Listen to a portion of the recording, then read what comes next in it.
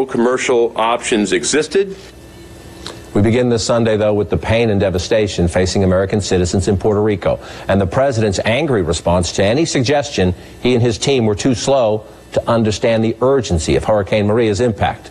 In a series of tweets on Saturday, the president attacked San Juan Mayor Carmen Yulín Cruz for, quote, poor leadership ability, suggesting Democrats were telling her to be, quote, nasty to Trump. And he said the mayor and other leaders on the island, quote, want everything to be done for them. The mayor earned her place as the latest Trump Twitter target by taking issue right here on CNN with an upbeat assessment by the president's point person on disaster response.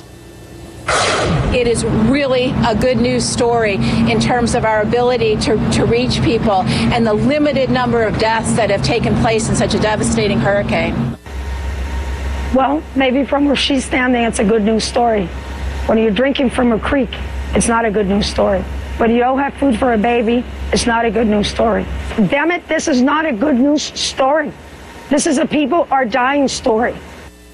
With us to share their reporting and their insights, Julie Pace of the Associated Press, Karen Demersion of the Washington Post, Perry Bacon of 538, and Bloomberg's Jennifer Jacobs. We'll get to this new political fight in just a moment, but first the facts. How Puerto Rico is doing 11 days after Maria made landfall. Gas stations are on the mend, 60% now up and running. Grocery stores also coming back, 49% now open. A little less than half the island has drinkable water, though.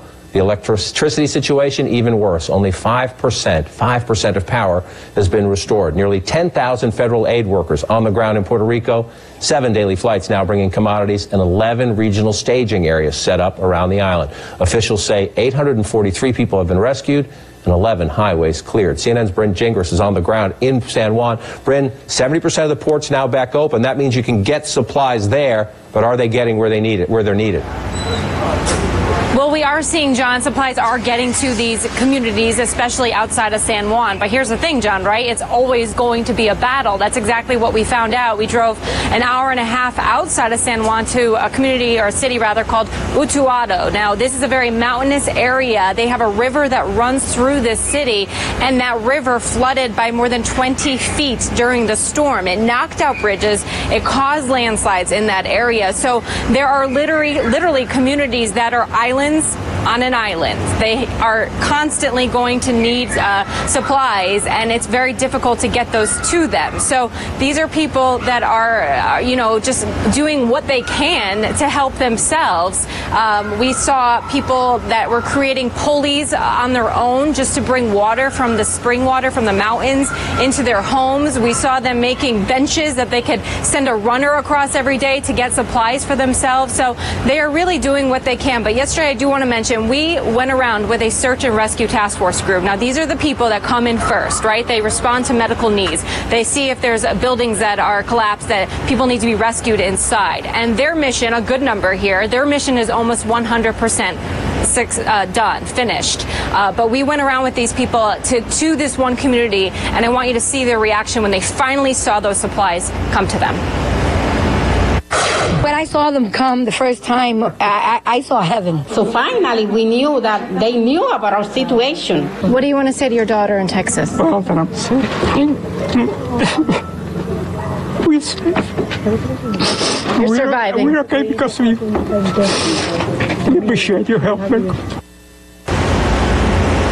I mean, can you imagine that, John? That man has not talked to his daughter for 11 days. He was grateful to have our cameras there to just be on air, so maybe his daughter in Texas sees that he is doing okay. That's a serious issue here. 11% of telecommunications is complete. That's not much. We drive down highways, and there are cars lined up on the highway with their cell phone pinned, up against the windshield, hoping that they'll get even one bar to call to their loved ones. So serious issues still here in Puerto Rico, especially in the outer cities, that really need to be addressed, John. And Gingras on the ground for us in San Juan. Bryn, appreciate that very much. Let's bring the conversation in the room. Number one, I should tell you, we're standing by for the daily FEMA briefing in Puerto Rico. We'll take you there live when that happens. We expect it around the half-hour mark.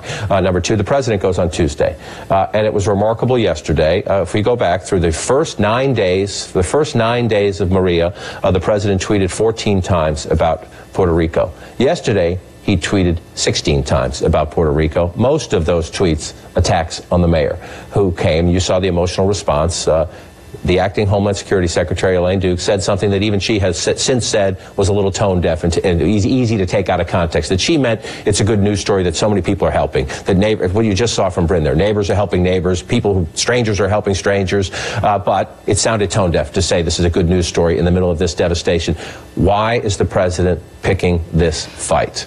Because for the president, everything comes down to winning and losing, and he watches the coverage right now. He is seeing people, either officials or Puerto Ricans, who are being critical of the federal response, and he believes that that reflects poorly on him. So he wants to push back and make it sound like he is actually winning this. But in doing that, in framing it in that context, he's really losing sight of what we're actually talking about. Look, this is a difficult situation, as Bryn was talking about. When you get outside of San Juan, it is difficult to simply travel to these areas. It is difficult to get supplies in. That is something that the president could be talking about. He could be talking about the difficulties that the federal government is facing. He could be showing more empathy for the situation of people on the ground who haven't been able to communicate with their families. But he simply, in these situations, doesn't seem to be able to frame his response in that way. It is all about how a situation reflects on him and how he tends to be viewed. Right. He says she has poor leadership, and then he expands the argument. He sees the mayor on television. You saw her emotional response on CNN. She's doing other interviews as well. Then he goes on to say, though, not just her, other leaders on the island, quote, want everything to be done for them. This has reminded me in the last several days of what happened in the days after Katrina, when people started pointing fingers at Mayor Nagin, people started asking questions about Governor Blanco, a lot of people started pointing fingers at Washington. One thing President Bush did during that time was he did not, some of his people pushed back a little bit, but the President of the United States did not get involved in personal fights with people that he felt disappointed in, that he thought weren't doing everything they could do. And he was, you need to help me more. What is it about this president where he decides to make this personal? Well, listen, there's one thing we need to keep in mind here, and this is important. In the comments that he made at the departure on Friday when he was leaving for Bedminster, he made it clear he wants to save lives. He talked about that. But he also made it clear he hasn't decided yet whether he wants to make Puerto Rico whole.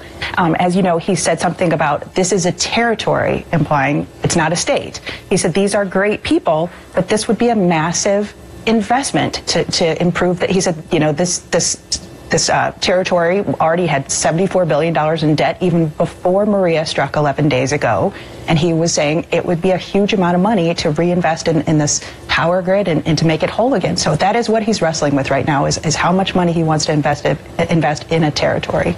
And on the island, people take that as, you don't think of us as full citizens. You don't think of us as your brother and your sister, like you did for the people of Texas, like you did for the people of Florida.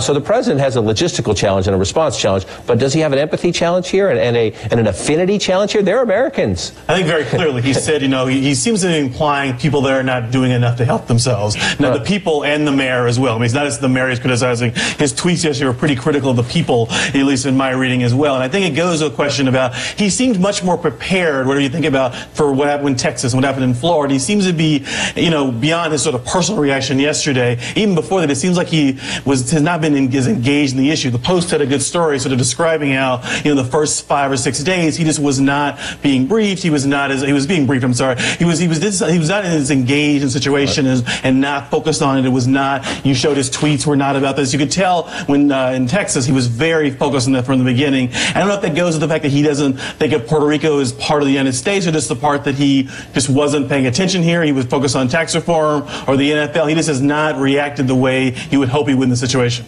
And he has a chance to, every day is different. We know with this president, he has a chance on Tuesday, but now he goes to Puerto Rico, and the first question everyone's going to have is he going to have a public fight with the mayor? Right. Is he going to have a public fight? And also, I mean, this is Donald Trump. Is he going to say, oh my gosh, I was so wrong, if he sees stuff that he thinks is way worse than he's been portraying it as? I mean, look, Puerto Rico has had a few things working against it. Unfortunately, it was the third massive hurricane to hit the United States. The president does not have the longest attention span.